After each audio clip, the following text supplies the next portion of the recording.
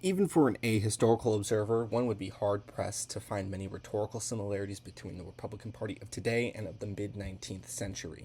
In fact, it was historian author Heather Cox Richardson that posited that from the 1850s to today, the Republicans have entered a cycle of rhetorical looping. Coupling this with Eric Foner's framework of free soil ideology, we can start to get a broader picture of the rhetorical strategies and frameworks of the early Republican Party, specifically between their founding in the 1850s and the end of Reconstruction in the late 1870s. Specifically, Richardson posits that over a course of a century of Republican rhetoric and history, that they moved through repeated cycles of expansive egalitarian politics, followed by a shift back towards protecting personal property and wealth. Additionally, free soil ideology, as posited by Eric Foner, is the idea that those who have the willpower and means to work should be allowed to rise through wealth and status with the help of the government. He claims this to be the glue that holds the early Republican Party together and is in fact the main initial driving value of the group. To begin with pre-war rhetoric, it was actually the Kansas-Nebraska Act in May of 1854 that drove the Republican Party to form in the first place, and their opposition to it should be noted to be a value of free labor rather than, an overt abolitionist conviction. However, despite this, that does not stop early Republicans from exhibiting very charged and incendiary language in their speeches. In fact, it was Charles Sumner, days after the Kansas-Nebraska Act, that took to the Senate floor and said in his Crime Against Kansas speech, "It is a rape of the virgin territory, compelling it to the hateful embrace of slavery, constitutes in reality a part of the slave power, which, with some loathsome folds, is now coiled about the whole land." Richardson takes note of this rhetoric, and while she does acknowledge it as very charged, she also doesn't deny its usefulness. She says, quote, "Sumner's speeches were widely read, reprinted, and influential, but they were also incendiary and full of extreme accusations." And indeed, for a party such as the Republican Party at this time, who has membership of many conflicting values and wants, this is the one way that they can find party unity, is through morality and extreme ethics.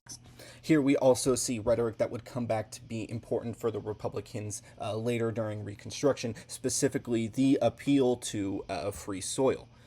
By appealing to labor and upward mobility in this way, the early Republican Party indeed did draw a large crowd of people that were interested in their ideas. However, they also had a lot to deliver later on while they were in power.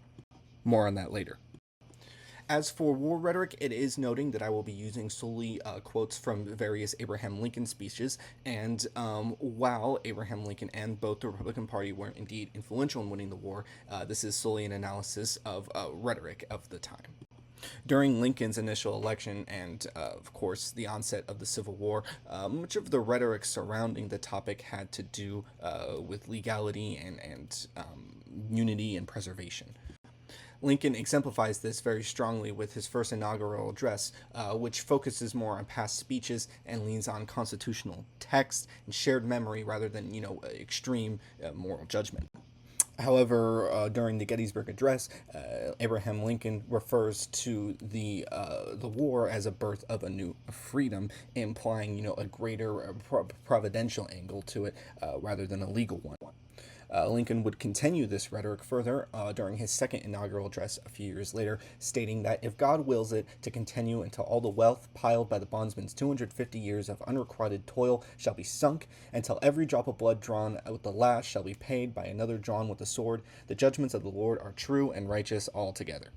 This isn't to imply a sudden shift on rhetoric on Lincoln's part specifically, but through the research done by Mark Neely in his chapter Politics Purified in Birth of the GOP, we can see a broader culture of purity and indeed religious rhetoric among Republicans of the time.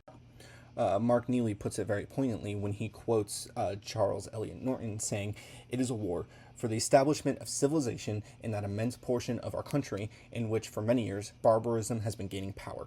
We are not making war to reestablish an old order of things, but to set up a new one."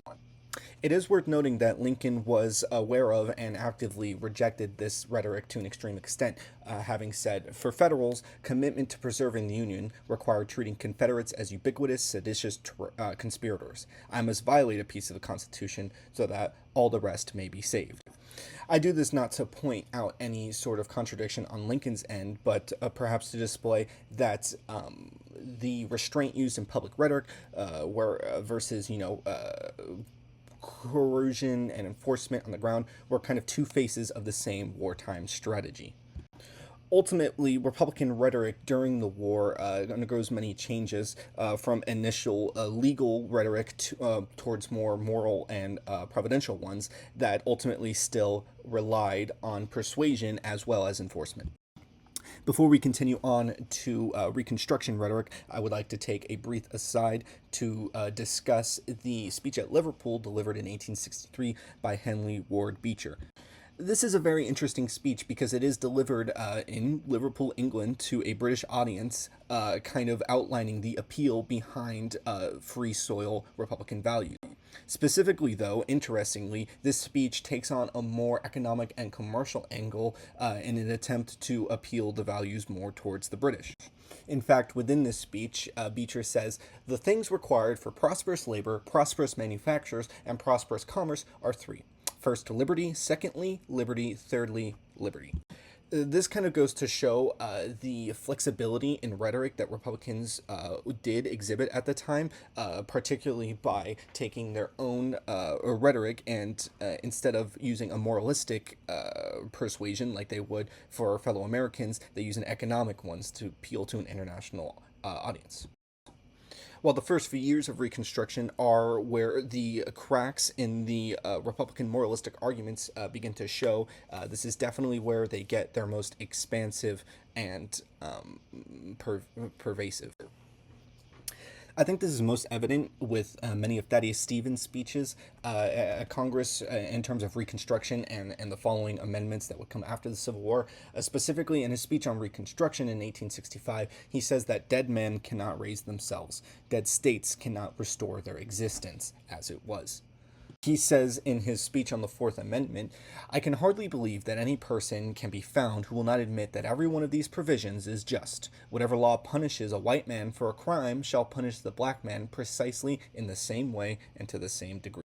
Particularly, though, as it pertains to the Reconstruction rhetoric, there is an angle of metacognition among Republicans of the strategic utility of their highly moralistic rhetoric. Jean Baker outlines this very well in her chapter defining post-war republicanism in The Birth of the Grand Old Party. Quote, "Such a partisan imperative affected the decision of the Republicans to extend voting rights to black males, although politics should not obscure the principled commitment of the Republicans to protecting blacks through their enfranchisement. As Republican William Kelly concluded, party expediency and exact justice coincided for once." This level of research, and it gives me a different angle to analyze the speeches and highly moralistic rhetoric displayed by Thaddeus Stevens. I wouldn't consider it completely fair to disregard of the rhetoric displayed by Stevens here as lies, as there is quite ample evidence that Republicans do believe in these ethical values. However, many of them do know the practical, political, strategic value that this rhetoric has and are actively engaging in it. It wasn't until 1867 that Senator Benjamin Wade delivered a speech in Kansas in which he made some offhanded remarks that the press read as a call to redistribute property and capital. This kind of sparked something of controversy among Republicans, with a New York Times rebuttal quoting that laborers here can make themselves sharers in property of the country, can become capitalists themselves by industry, frugality, and intelligent enterprise. This kind of individualistic language is what we typically consider akin to that of the Republican Party, and not the collectivist congressional terms that Thaddeus Stevens speaks in the Reconstruction speeches. From these remarks from Wade, and indeed the debates that follow, the cracks in this moralistic Republican rhetoric were soon to show. In 1868, in his acceptance letter for the Republican presidential nomination, Ulysses S. Grant said, "Let us have peace." This is noted by Brooks D. Simpson in his chapter of Birth of the GOP, The Reforging of the Republican Majority, and he says that this is the malleable meaning of the expression resented its chief virtue: peace between North and South, between white and black, between Democrat and Republican, and most of all, an end to partisan bickering. This contrasts very sharply with some of the previous Republican rhetoric we've seen from people like Stevens and Sumner, who use very charged and uncompromising language. What Grant says here is so vague that it appeals to everybody and marks a new shift in the type of rhetoric Republicans want to engage in. And this shift is further realized in 1872 when more liberal Republicans recast the Reconstruction government as corrupt and likens black land claims to Northern laborers' demand for special favors. Ultimately, this all came to a head in 1877 with the Great Compromise of that year. Democrats conceded the presidential loss and allowed Rutherford Hayes to become president under the condition that federal troops withdraw from their southern occupation. Frederick Douglass would later write into the Republican National Convention asking, "Do you mean to make good to us the promises in your Constitution?" Eric Foner puts it very poignantly when he says, by 1877, the answer was clear: it would not. And Foner is actually very careful here to point out that this death in rhetoric is one of silence. Republicans do not have a counter argument, they have nothing to say. It was ultimately the rhetorical flexibility that Republicans initially touted themselves on that was their ultimate undoing. Though their broad rhetorical claims drew in many different people with different interests, when the time came for political power, Republicans ultimately were unable to deliver on the interests of all the new supporters they had accrued.